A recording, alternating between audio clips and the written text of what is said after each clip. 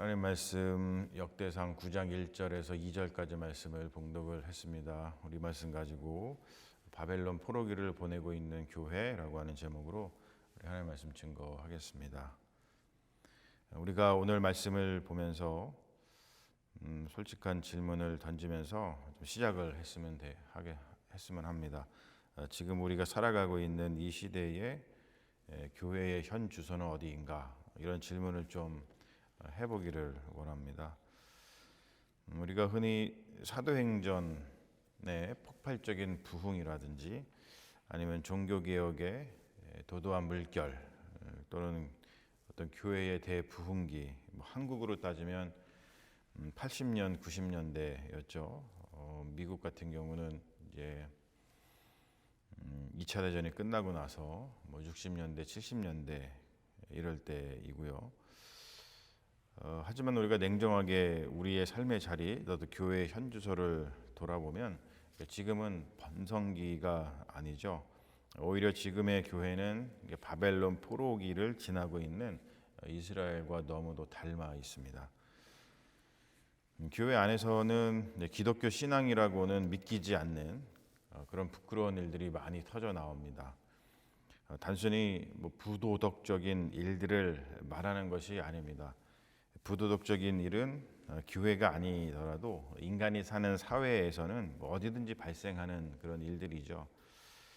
가장 큰 문제는 뭐냐면 기독교 신앙의 왜곡이라고 생각을 해요. 교회에서 발생하는 가장 부끄러운 일은 무엇이냐라고 할 때 단순히 도덕적인 이야기가 아니라 기독교 신앙의 왜곡이 발생하고 있다는 것이죠.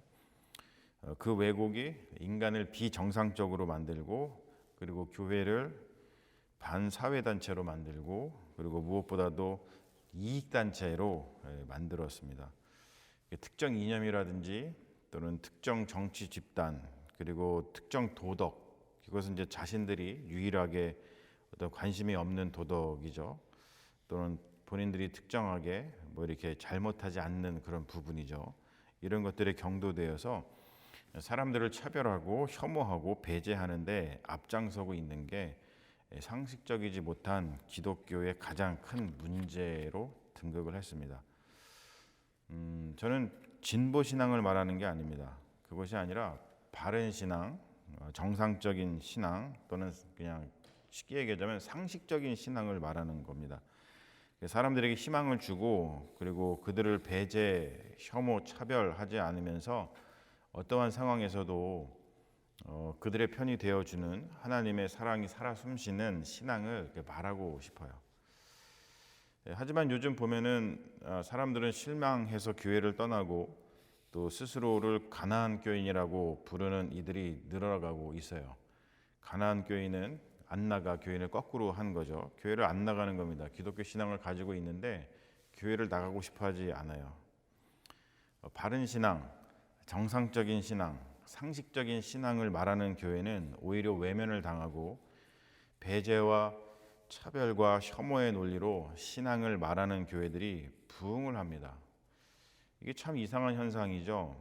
쉽게 말해서 뭐냐면 사랑을 이야기하면 외면당해요. 그런데 사랑을 가장한 혐오, 차별, 이런 것을 말하면 교회가 부흥합니다. 이게 정상적인 상황이 아닌 거죠. 예전에 제 사촌 동생이 옷장사를 한 적이 있는데 스카프를 1만 원에 내어놓았더니 사람들이 잘 안 사가서 가격을 10만 원으로 올렸더니 불티나게 팔리더랍니다. 이런 게 이상한 현상이죠. 정상적인 것을 이야기하면은 사람들이 관심을 갖지 않고 비정상적인 것을 뭔가 제시해야지 관심을 갖는다는 거예요. 세상은 교회를 걱정하고, 또 교회는 사회로부터 고립돼서 우리들만의 리그를 만들고 있어요. 신앙은 점점 경직되고, 또 그 틈을 타서 이단과 사이비가 더욱 기승을 부리고 있죠. 여러분, 지금 한국에서도 신천지, 통일교 이런 것이 등극해가지고 엄청난 사회적 물의를 일으키고 있죠. 만약에 교회가 잘하고 있었으면은 이런 신천지나 통일교 같은 이단 사이비가 이렇게 등극을 하지 못했을 겁니다. 이 아비규환 같은 현실 앞에서 우리가 묻게 됩니다. 과연 이것이 하나님 나라의 모습인가? 또 이런 교회에 여전히 남아 있는 것이 무슨 의미가 있는가? 맞는 선택인가? 이런 고민들을 교회 다니는 사람들이 하고 살아갑니다. 오늘 본문인 역대기의 계보는 바로 이 처절한 질문을 품고 있는 우리를 향한 하나님의 대답이라고 생각을 합니다. 오늘 우리가 읽은 역대상 7장부터 9장까지는 수많은 이름들이 나열이 되고 있습니다. 성경을 읽을 때 가장 지루해지는 대목이죠. 성경에서 이름이 나오면은 읽기가 싫잖아요.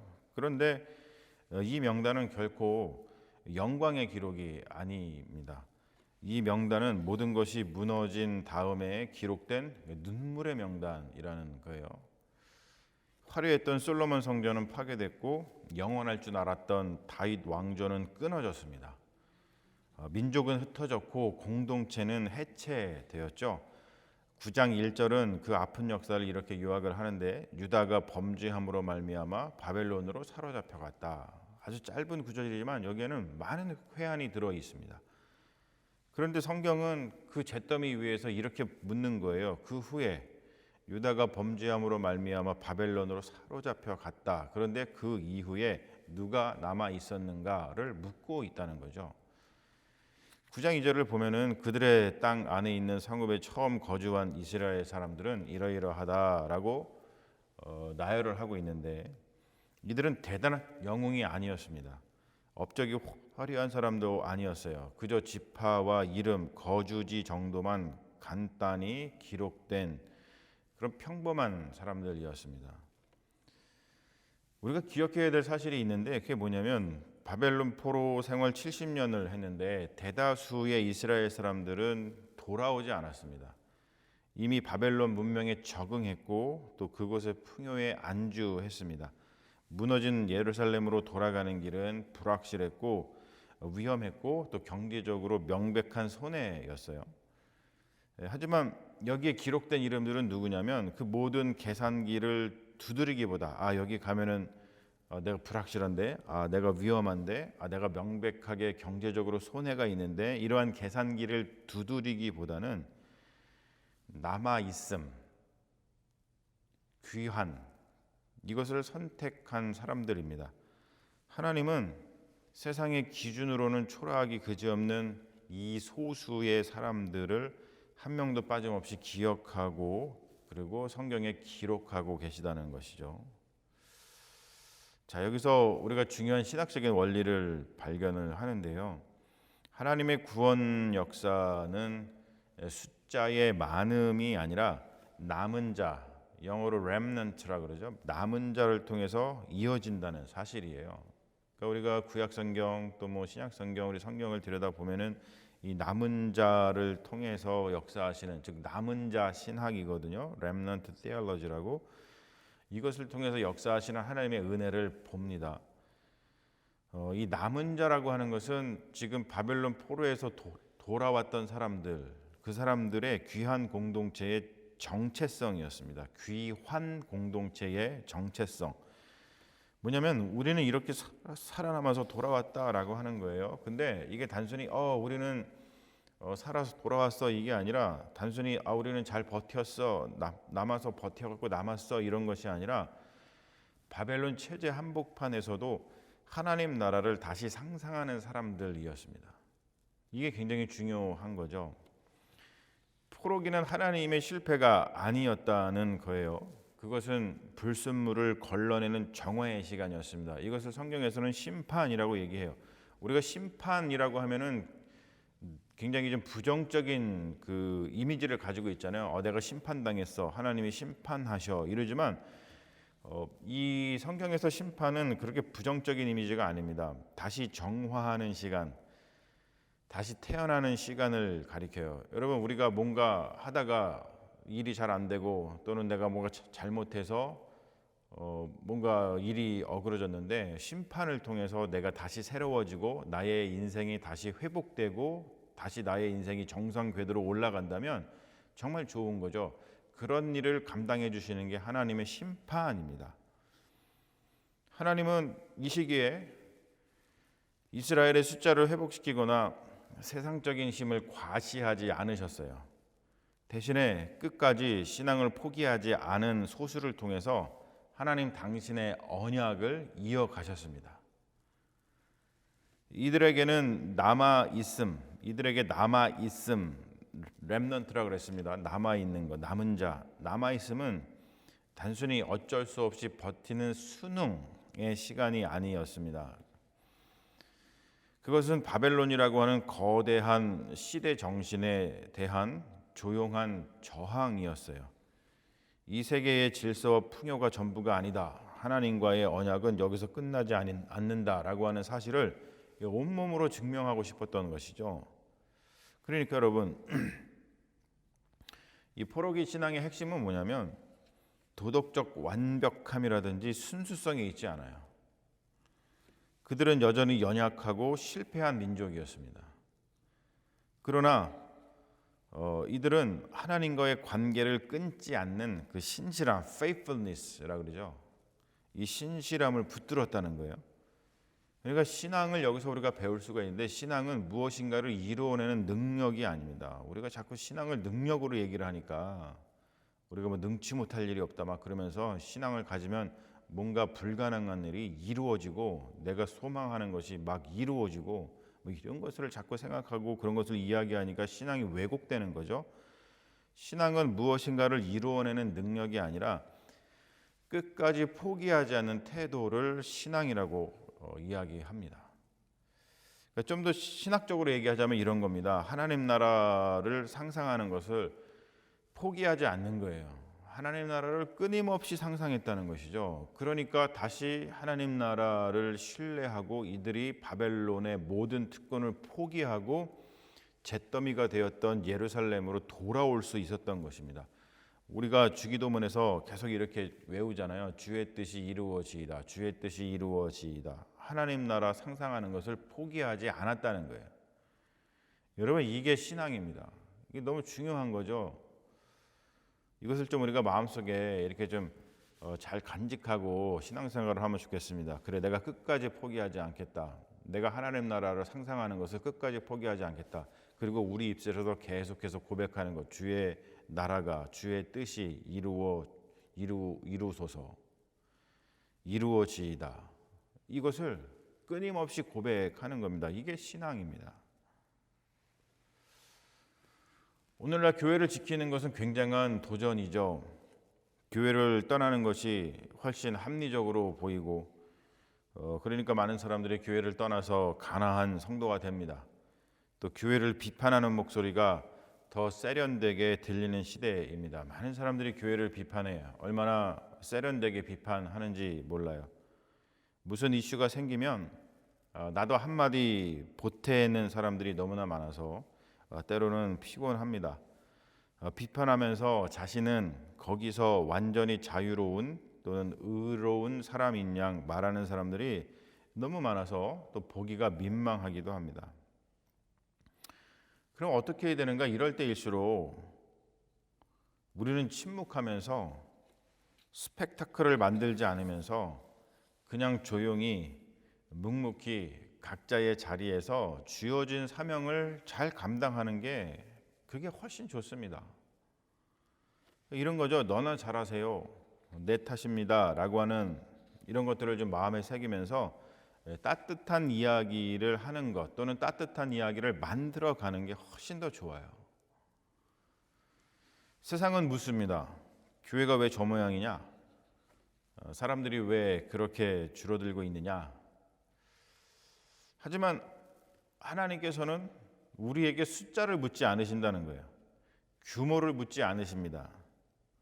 대신 이렇게 물으신다는 거죠. 이 아비규환 같은 시대에, 이 바벨론 포로기 같은 이 시대에 너는 왜 떠나지 않았느냐? 우리가 여기에 남아있을 이유는 무엇이냐? 이것을 묻는다는 것이죠.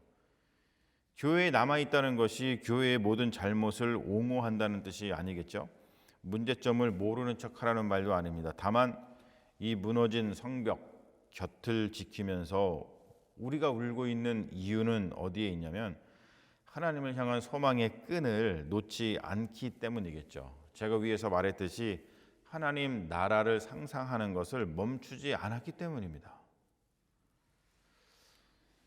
이렇게 하나님 나라를 상상하는 것을 멈추지 않고 교회의 자리를 지키는 여러분은 이미 위대한 신앙 고백을 하고 계신 거예요. 우리의 신앙이 화려하지 않아도 괜찮습니다. 눈에 보이는 열매가 당장 없어도 괜찮아요.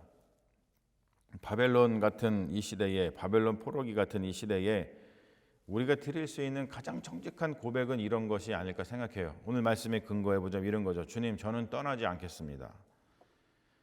비록 초라하지만 주님의 몸된 교회 곁에 남아 있겠습니다. 저는 하나님의 나라를 상상합니다. 주님의 뜻이 이루어질 것을 믿습니다. 너무 멋진 고백이라고 생각을 해요.